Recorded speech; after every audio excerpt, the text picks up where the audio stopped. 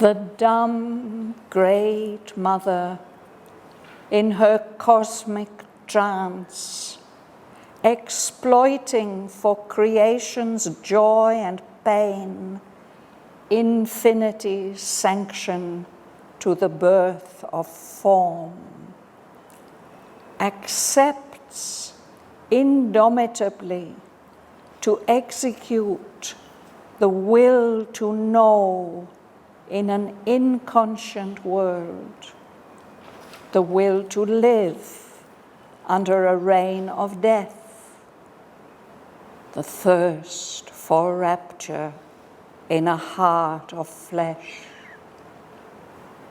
and works out through the appearance of a soul by a miraculous birth in plasm and gas, the mystery of God's covenant with the night. Once more was heard in the still cosmic mind the Eternal's promise to his laboring force, inducing the world passion to begin. The cry of birth into mortality, and the opening verse of the tragedy of time. Out of the depths, the world's buried secret rose.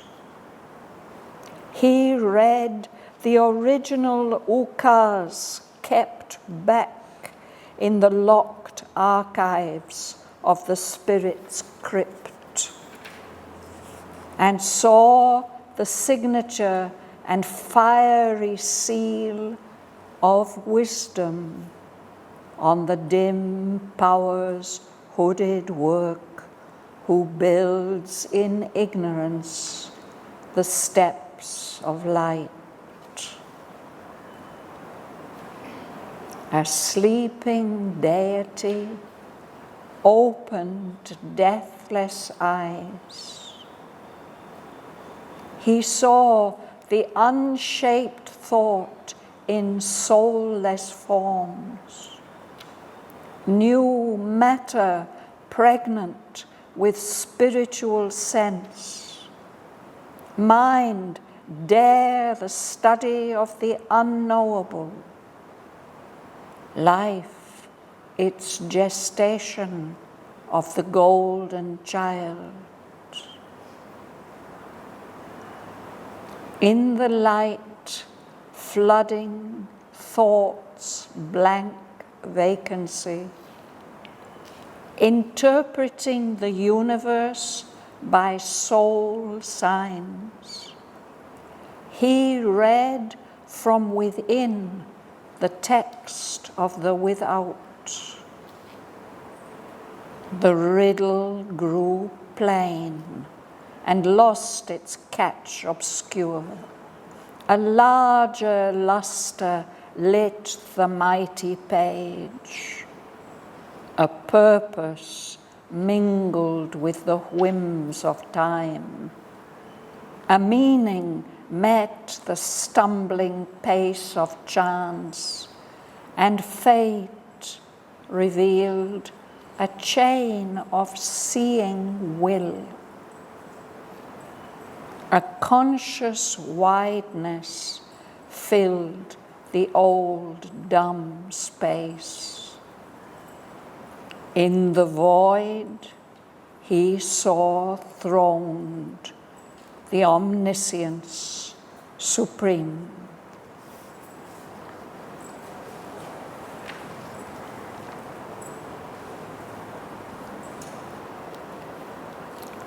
I started reading on page 75 from line 49, and I read to the end of the section.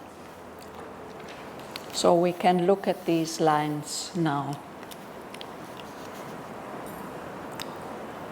This is about King Ashvapati, At the very beginning of the canto, the first line says, "This knowledge first he had of time-born men."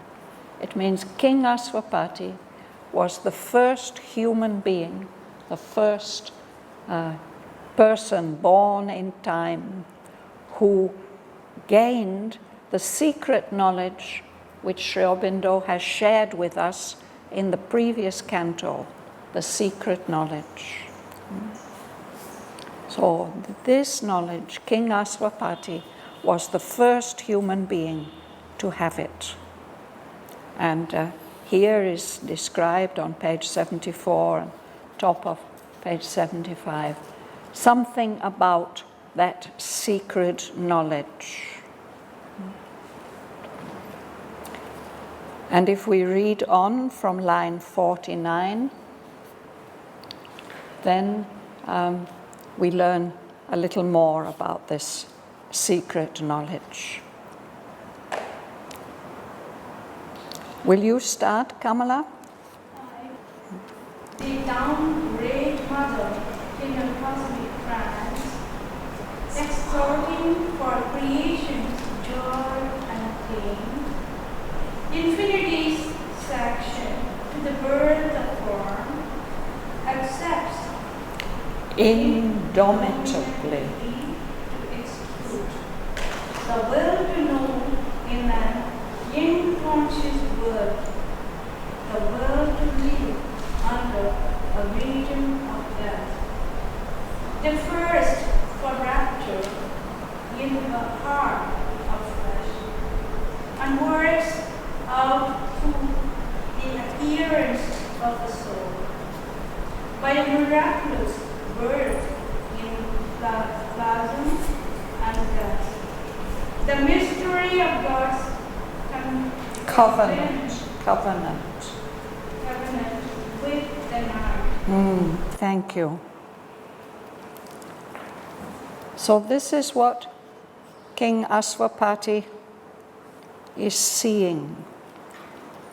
The dumb great mother, Mother Nature, Mother Earth.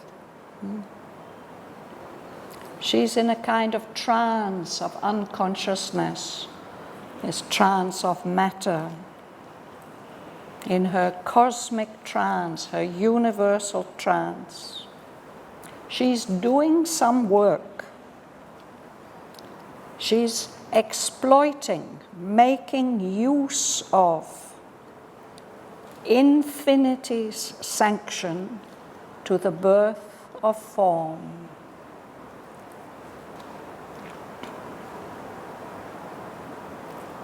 Something in the transcendent realm, the realm of eternity and infinity, has said yes to sanction something. It's a strange word. It can mean to say yes, or it can mean to say no. But anyway, here it means to say yes. Infinity sanction. Something in the transcendent realm has said, yes, all this formlessness can become form. And the dumb great mother, the creative material power, is given the work of producing those forms.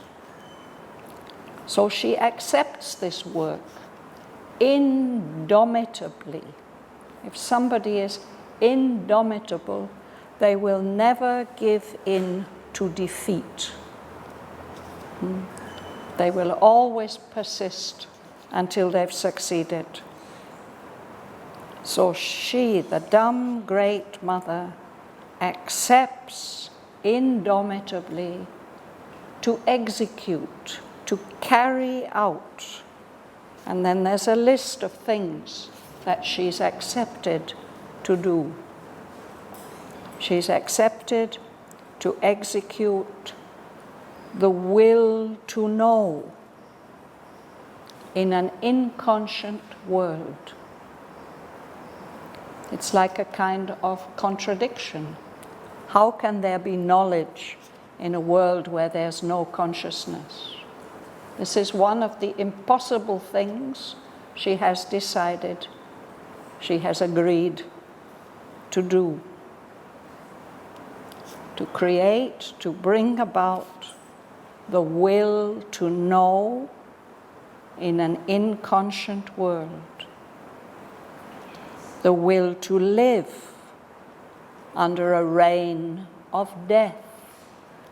If we think about the material world, the purely material universe, it seems dead compared to our living planet.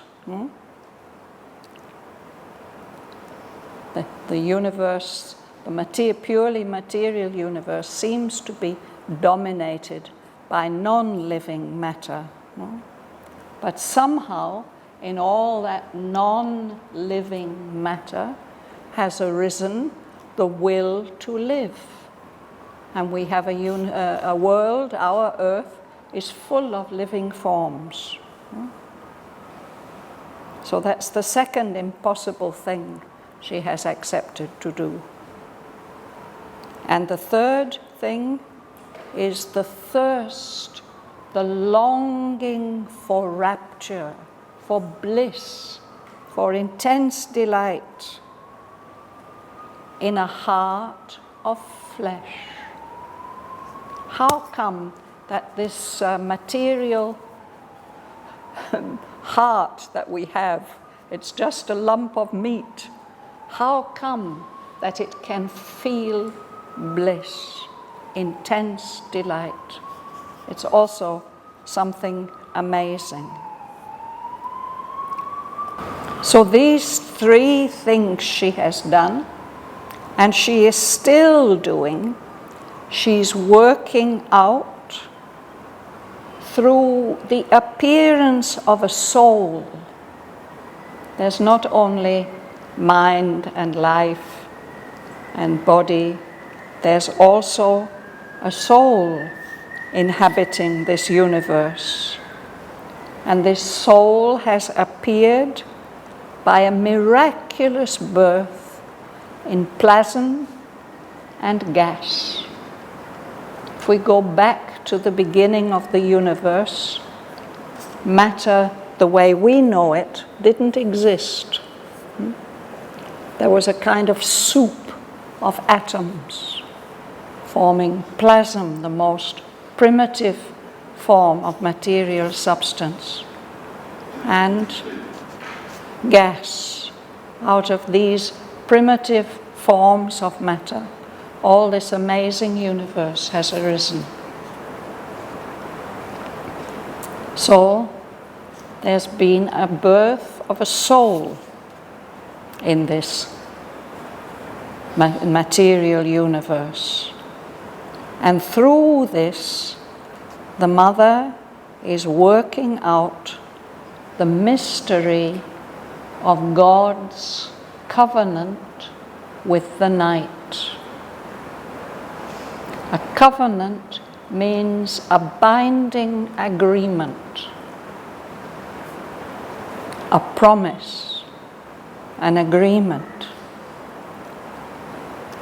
God, the divine, seems to have made an agreement with his very opposite, with the night of unconsciousness and falsehood, darkness of all kinds.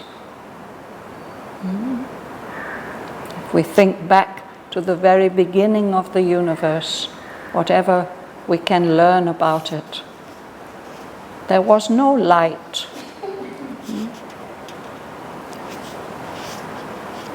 I don't know how long they say it took for light, for photons to appear in the material universe, but quite a long time. It wasn't right at the beginning. So when Aswapati is seeing all this,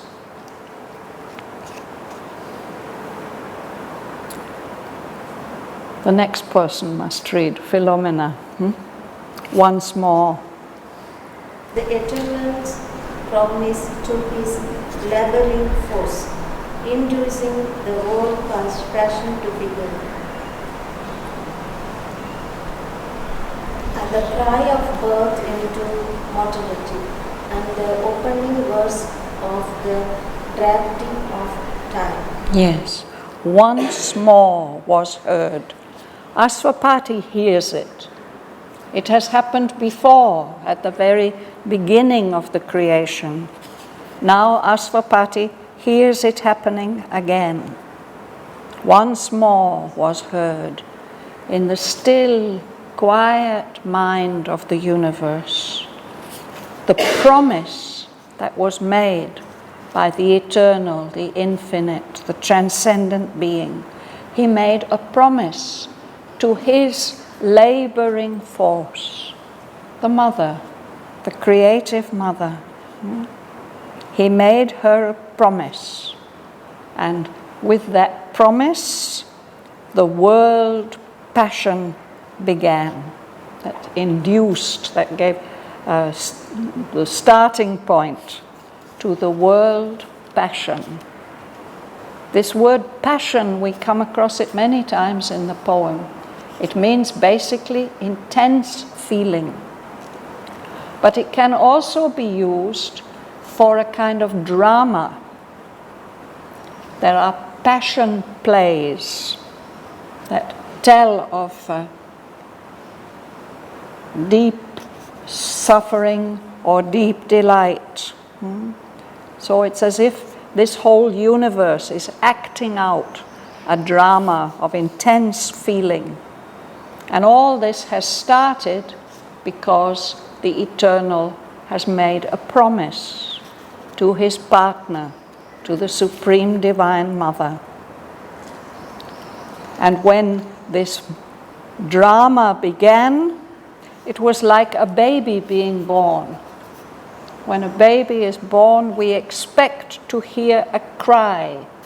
We listen for that cry that, oh, the child has been born, it's alive. So something like that happened, a cry of birth. But what kind of birth was it? It was a birth into mortality, into this world which is dominated by death. Mortality, that it means we have to die. And he says, this cry of birth, it was also like the opening verse of a great drama. There are two different kinds of drama traditionally. There are comedies, which make you laugh or which have happy endings, and there are tragedies, which make you feel deep grief and have unhappy endings. So he says the tragedy of time, it's not only a passion play, an intense drama, it seems to have an unhappy ending, with a lot of suffering in it. Will you read? Out of the death, the world's buried secret rose. He read the original 𝐂𝐿𝐹 kept back in the loved archives of the scribe's script, and saw the signature and the fiery seal of wisdom and the dim powers who prepare, who builds in ignorance the step of light. Thank you.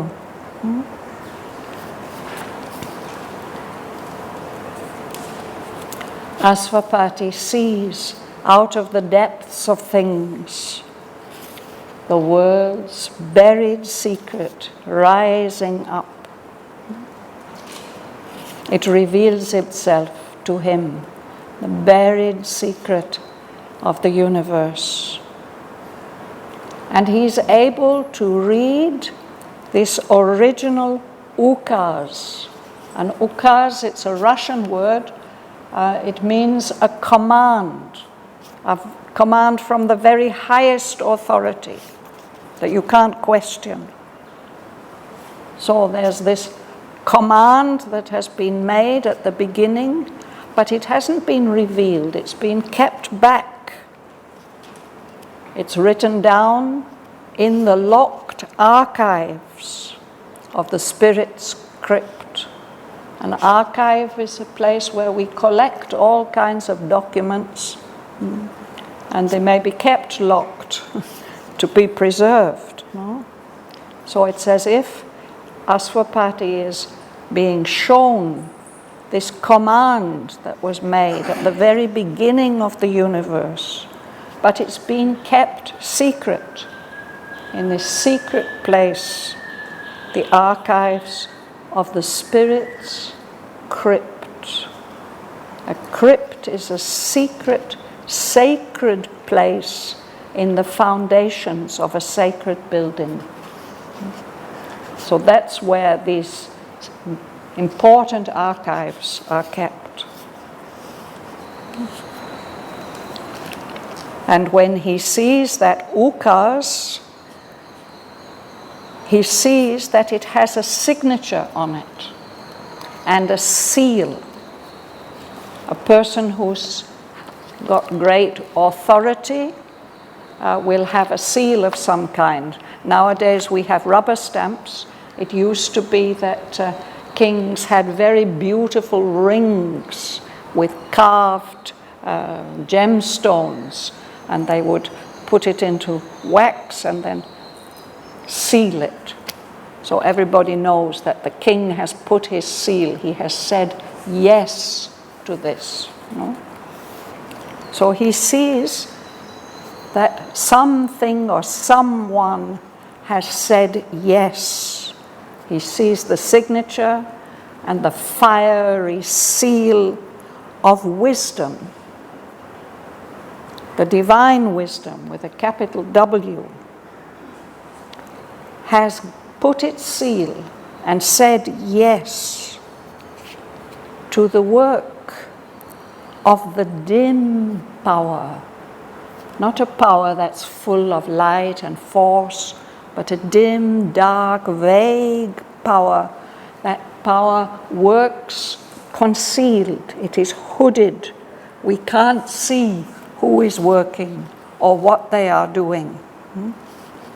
That power builds in ignorance, in our state of half knowing, not knowing, a little bit of knowledge and a lot of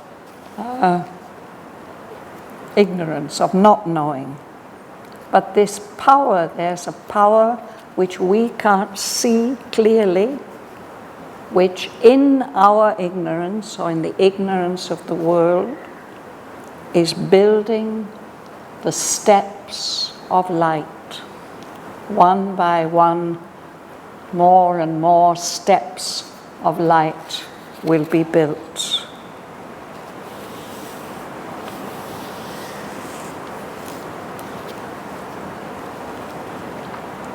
Patricia. A sleeping deity opened deathless eyes.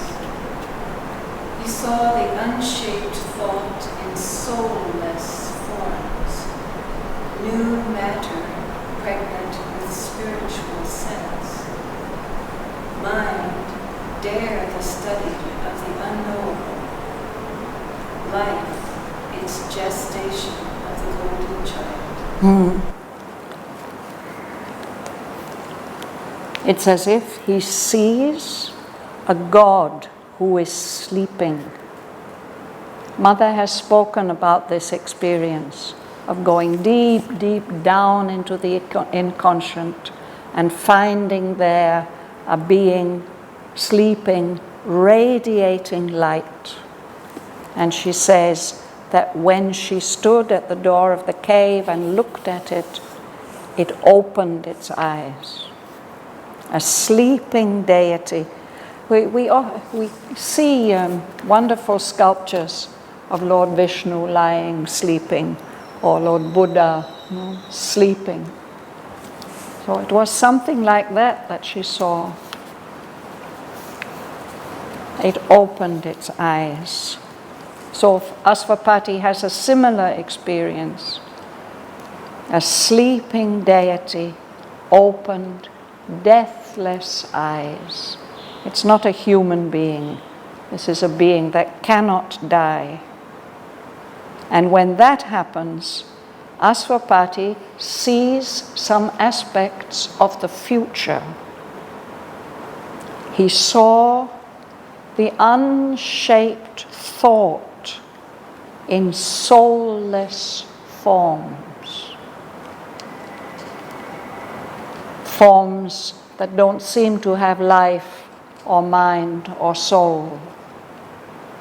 And yet, they're carrying within them a formless a possibility of thought, unshaped thought.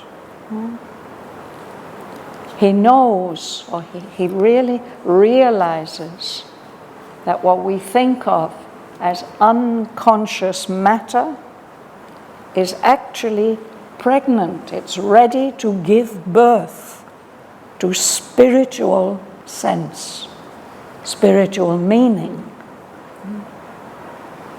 He sees that our limited, ignorant mind has the potentiality to try to study what is unknowable beyond the limitations of our knowledge. And he sees that life is also pregnant. Gestation is the period of pregnancy. Life is pregnant too. Life is going to give birth to the golden child, the divine child.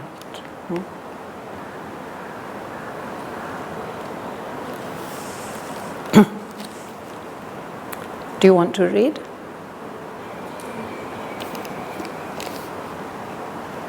In the light, flooding thoughts blank vacancy, interpreting the universe by soul science, he read from within the text of the without. The riddle grew plain and lost its catch obscure. Yes. So, in 𝐒𝐕's consciousness, all thought has become empty. There's a blank vacancy, and his consciousness is flooded with light. And through this light, or by the use of that light, he's able to interpret this universe, not by outer appearances, but by soul signs, inner indications. And that enables him to read from within, not from outer appearances, but from the inner meaning, the text of the without, this book that is written, this book of the universe, all these outer signs. He can read that mysterious book and understand it. For him, for King 𝐒𝐕, the riddle, the mystery of the universe suddenly becomes obvious. He can understand its meaning. It lost its catch obscure. In a riddle, there's often a catch, no? That suggests a meaning to you, but that's not the real meaning. It's a catch. The riddle grew plain to him. It loses its mystery, its secret. Tara, would you read? The larger luster with the mighty age, a pearls mingled with the wings of time, a meaning met the stamping base of checks, and fate revealed a chain of seeing wind. A conscious brightness filled the old dark space. In the world he saw stone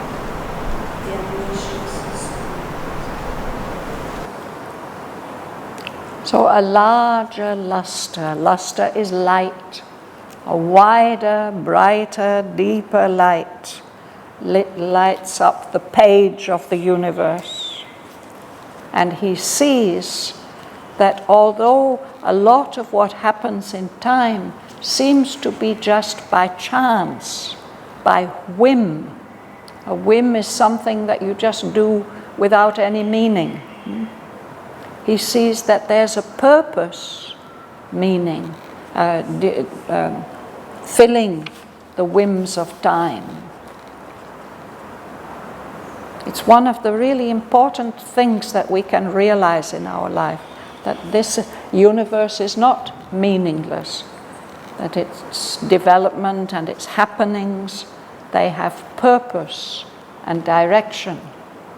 So he sees that clearly, that there's a purpose, mingling, mixing in with what seems to be all the chance happenings of time. There's a meaning behind all the stumbling paces of chance, the stumbling steps, the things that happen and you think, oh, that shouldn't have happened. But everything has a meaning. And he sees that fate is what seems to be fixed and we can't do anything about it, no?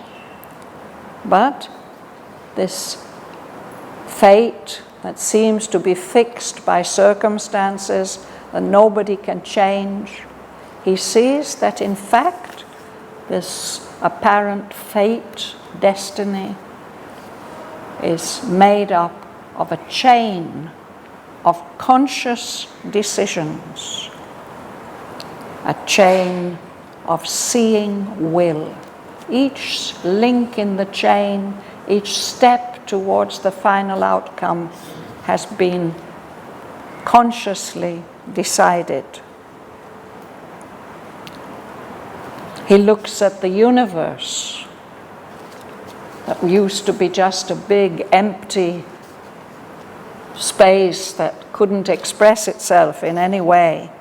Now he sees that it's filled with a conscious wideness.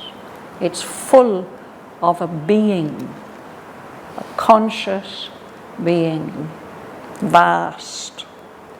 And in the void, in the emptiness of space, he saw, as if sitting on a throne, the omniscience supreme. Omniscience, all knowledge, the one who knows everything. Omniscience. He sees the Lord seated there, directing the whole universe. So this is a very important experience for King Aswapati. It's coming as a result of the revelation to him of the secret knowledge that comes in Canto 4. And it will lead on to the rest of his quest. The fact that he has this experience lays the foundation for all the rest of his quest, which continues right up to the middle of the book, the end of book 3.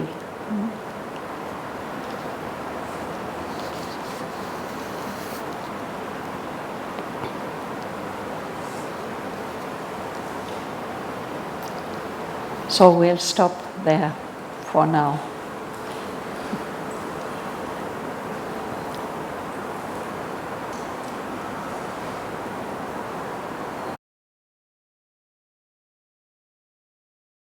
The dumb great mother in her cosmic trance, exploiting for creation's joy and pain infinity's sanction to the birth of form, accepts indomitably to execute the will to know in an inconscient world, the will to live under a reign of death, the thirst for rapture in a heart of flesh, and works out through the appearance of a soul by a miraculous birth in plasm and gas,